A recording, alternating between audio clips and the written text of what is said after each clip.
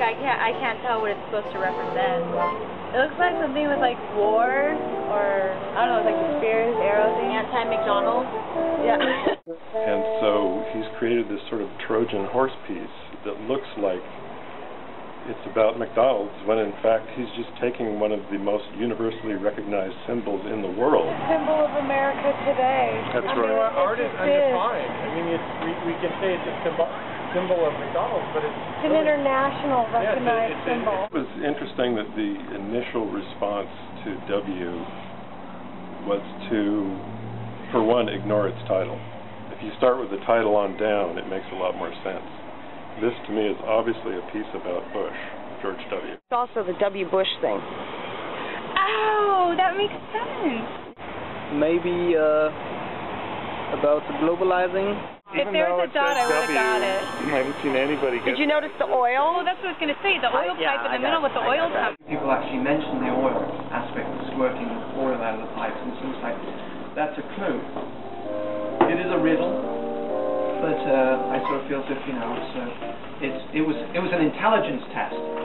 Did you pass it? What other W is there currently in the news these days involved with our country? Oh, war. Oh. Get it now. And who's involved in that war? Who got us over there? George W. There you go. I think it's great because I don't like McDonald's. Do you see anything other than McDonald's symbolized in this? Oh, the W. I don't like him either. Well, anti-corporation, like it. Yeah. That's what I see. Nothing more than that? McDonald's, it's like What else does the W stand for? middle initial of our president. W. Yeah. Do you make any political connection with anybody with that? Okay, I think it's the president, yeah. Yeah, there you go.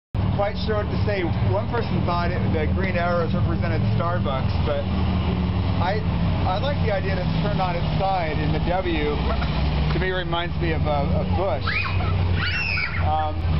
and just the way corporate America is taking over the soul of the United States. And I really like the piece.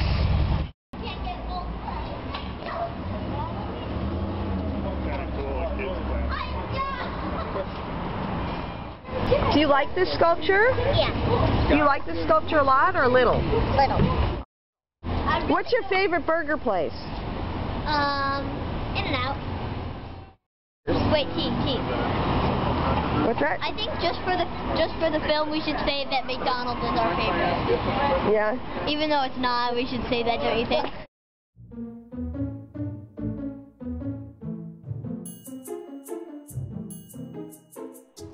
What happened was, you know, they printed a tabloid heading there, someone riding by yelling, "Die McDonald's, die," you know. And a lot of people who read that article thought that was the title of the piece.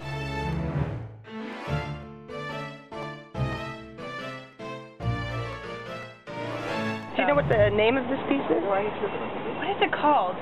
Some people call it Die McDonald's Die. Some guy supposedly went by on a bike and screamed, "Die McDonald's Die." I hated seeing that. It was just like, that's not what I intended.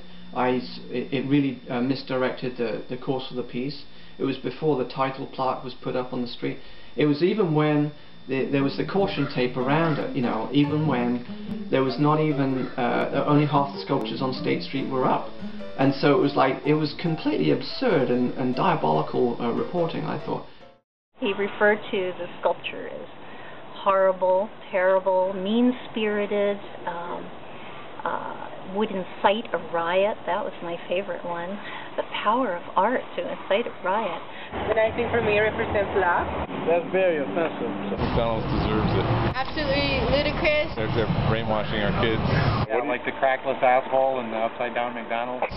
That we put out statues like this. No, I think it's just a bunch of dumb shit like all the other ones.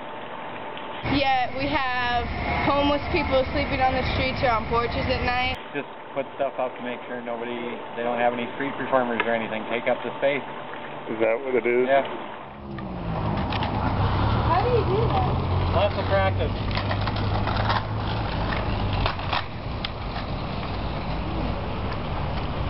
Cool. Thank you. He had said his employees would not feel safe standing next to Colin's sculpture. That's the only one that's really odd. I mean, out of all of them.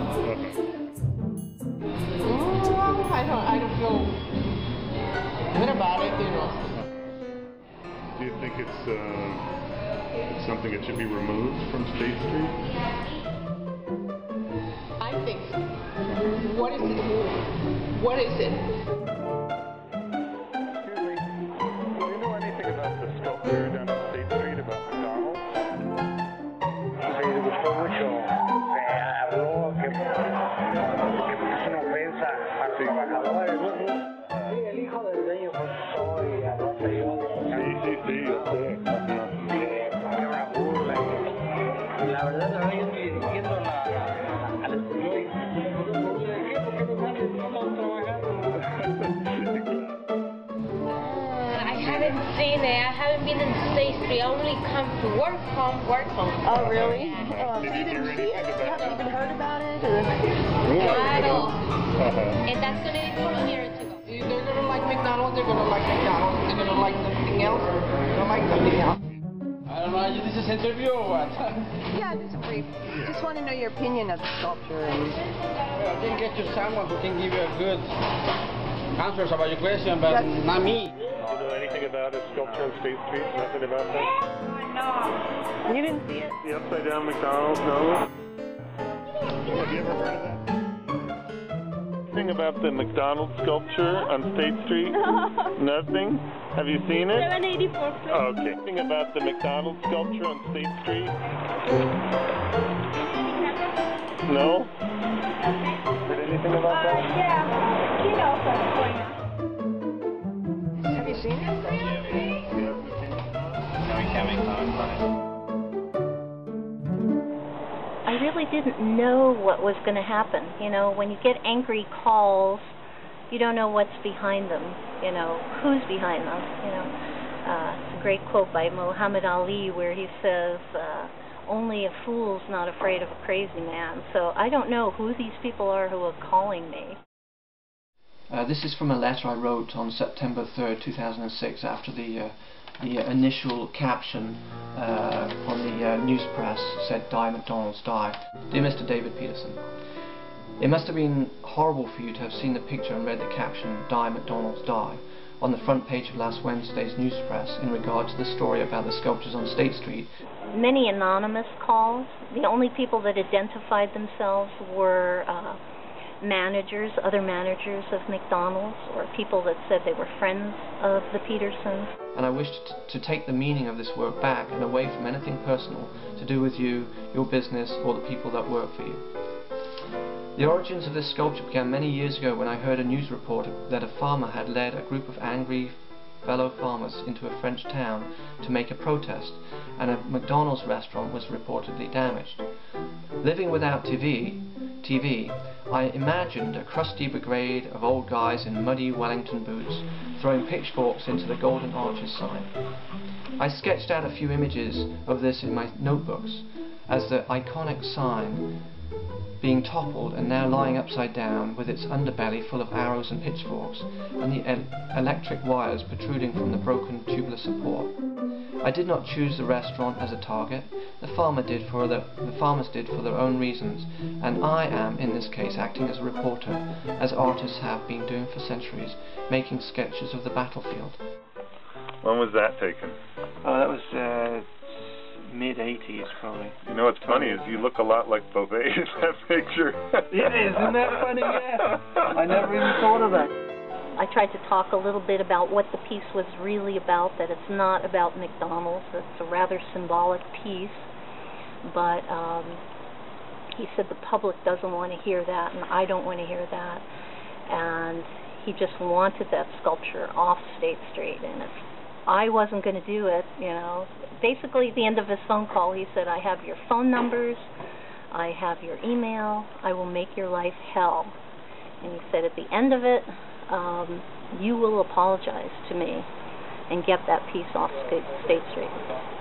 And so he said, "Now are you going to get it off State Street?" And I said, "No, sir, I will not get it off State Street." And that was basically the gist of our conversation. I'm looking at this guy thinking, come on, wake up, Colin. You've just created the most famous piece of art in the history of Santa Barbara. Not number 2 or 3 or 4 or 10. The #1 piece. So you have a moment in the sun here, kids. Colin, here, let me see if I can sink this into you now. That's a great piece of sculpture. Maybe you could work with a foundry and you could do maquettes of the sculpture, and you could use them to raise a few bucks and you know, get yourself in the car or whatever it is you'd like to do.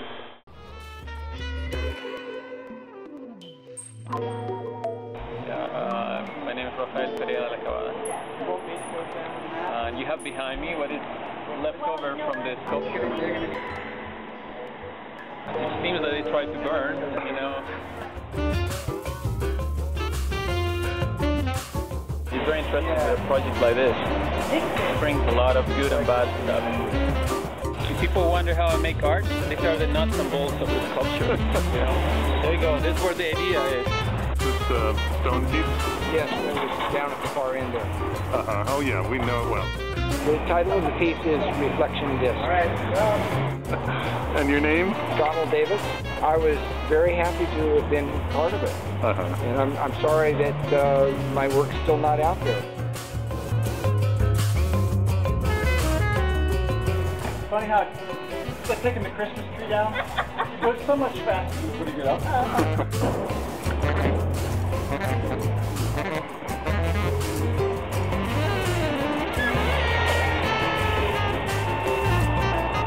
My name is Matt Fermanski. I'm the artist of this sculpture, of this piece.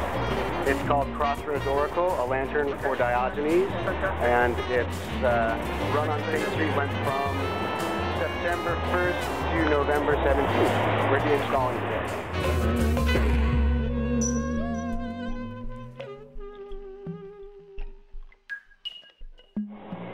What makes you smile?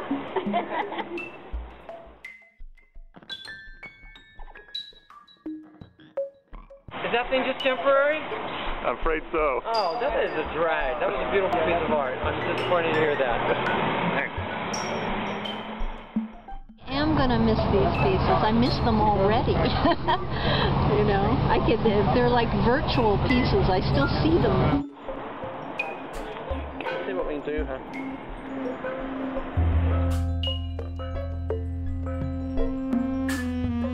My name is Jeff Felix. And this piece? This piece is called Igiyagi. And how'd you put it together? Well, there's a metal. What I did is I ran a metal framework out of 1/4-inch circular steel, and then I sheeted it essentially. How long did it take to construct it? It took pretty much all summer. In the last 8 months, it's the only thing I've worked on. But I'm kind of lazy. So.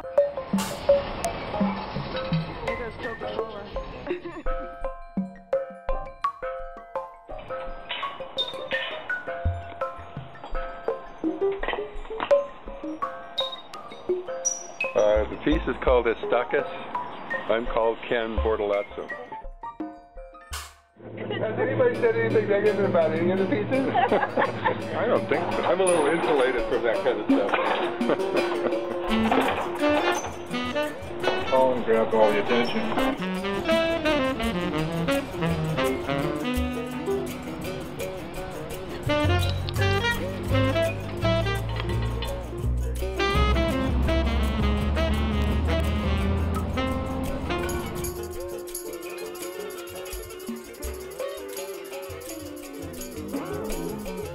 Liz Amadon, and my sculpture has been on State Street for 2.5 months, and it's called Thin Space. And I named it that because of understanding the idea of this space that exists in the Celtic tradition between heaven and earth. And it came to me as a place, a contemplative place, that people could look up and consider something more than what they were experiencing on their day-to-day basis.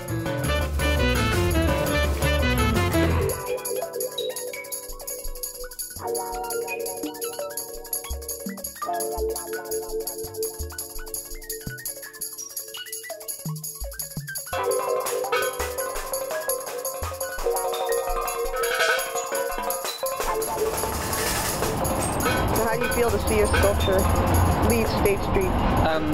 Well, actually, I was really when 7 of them were down, I suddenly felt this loss.